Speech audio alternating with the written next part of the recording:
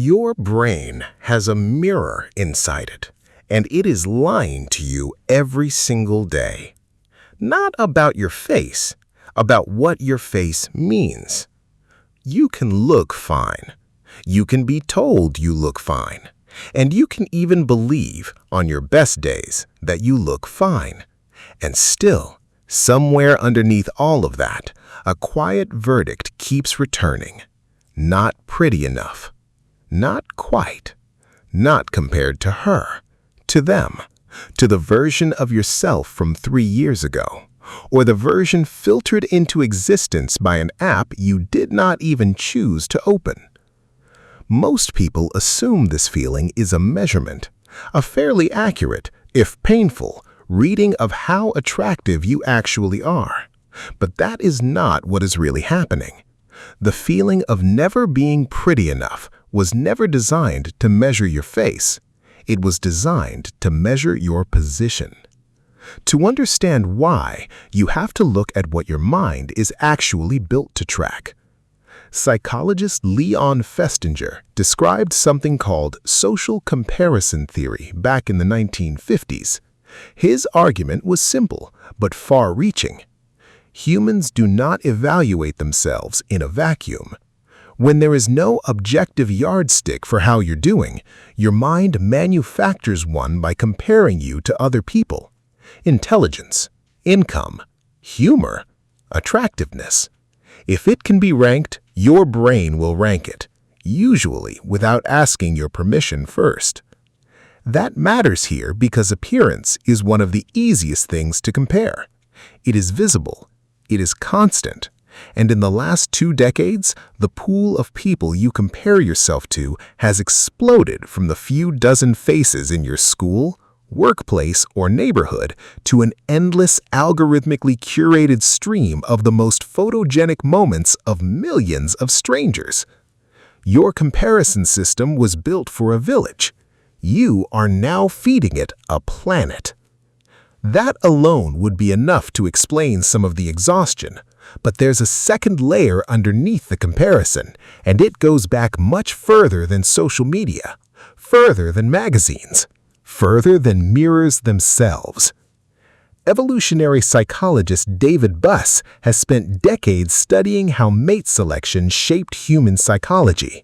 His research points to something uncomfortable. Across history, physical appearance has functioned as a visible signal of health, fertility, and social status.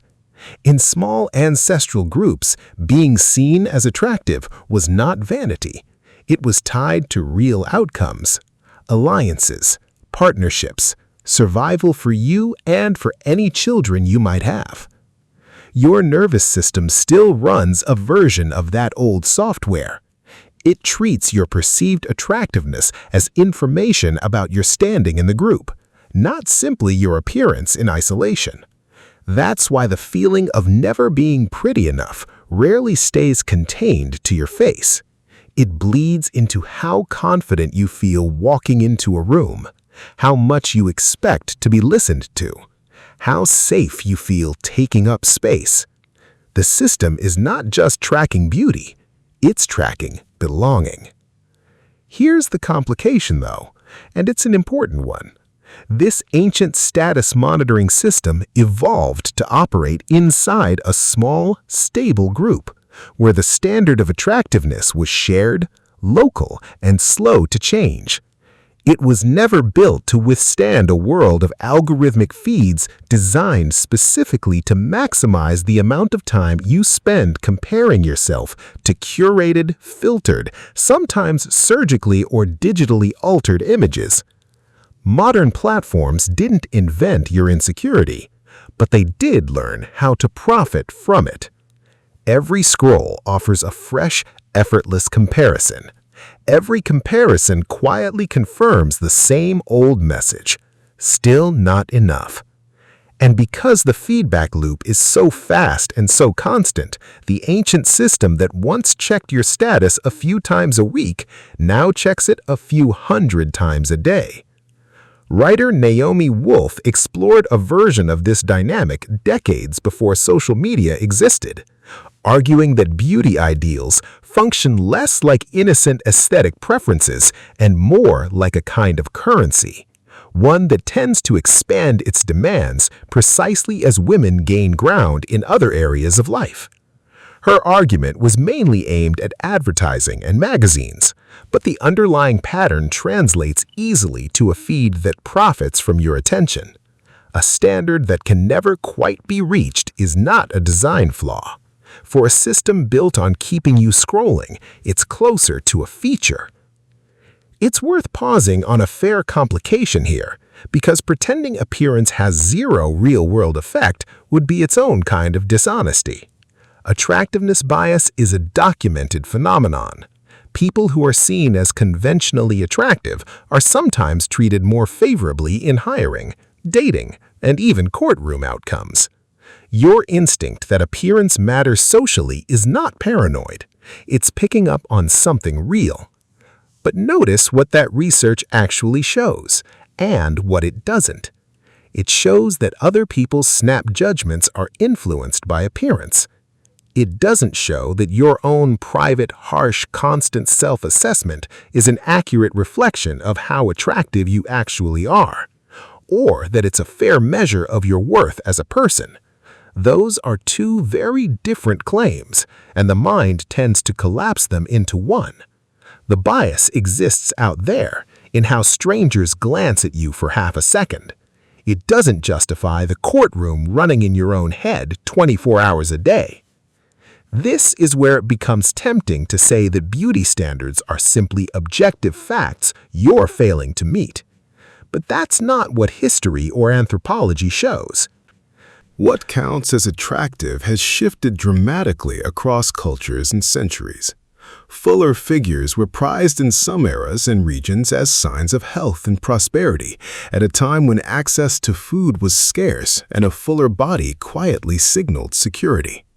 Paleness was once associated with leisure and status in some societies because it showed you did not need to labor outdoors, while in other places and eras, a deep tan signals exactly the same kind of leisure because it shows you have the time and money to vacation somewhere sunny. Different cultures have prized different body shapes, different skin markings, different postures, different signs of age. Some traditions read visible signs of aging as evidence of wisdom and standing. Others treat the same signs as something to be erased as quickly as possible. If beauty were a fixed biological truth, it would not rewrite itself this dramatically, depending on where and when you happen to be born. Anthropological research on beauty across cultures tends to agree on one thing only. Humans everywhere care about appearance in some form, but almost nowhere do they agree on the specifics of what that appearance should look like. The caring seems to be built in. The content of the standard is not.